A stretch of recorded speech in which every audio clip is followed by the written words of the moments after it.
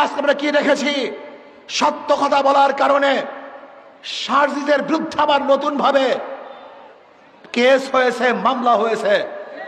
আমি আশ্চর্য হয়ে যাই, বিএনপির প্রতি আমার করুণা হয়, যাদের দ্বারা চক্ষু দান, আজকে তাদের কি তোমরা নিন্দা করতেছ, তাদের বিরুদ্ধে কেস দিয়েছ। আজকে তারেক জিয়া বাংলাদেশে ফেরার স্বপ্ন দেখতো না, যদি শারজিদ না থাকতো।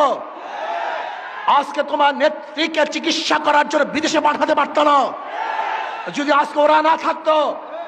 আজকে খোলা আকাশের নিচে মাঠের মধ্যে রাজনীতি করতে পারত না। ওরা জীবনের মায়া ত্যাগ না করে ওরা আন্দোলন না করত। কিন্তু আজকে যাদের মাধ্যমে নেত্রীকে চিকিৎসার জন্য বিদেশে পাঠিয়েছ, তোমার নেতাকে বাংলাদেশে আনার ব্যবস্থা করতেছ, আজকে নির্বিঘ্নে রাজনীতি করার সুযোগ পেয়েছ। আজকে সত্য কথা বলার কারণে সেই শারজিদের বিরুদ্ধে কেস দিয়েছ।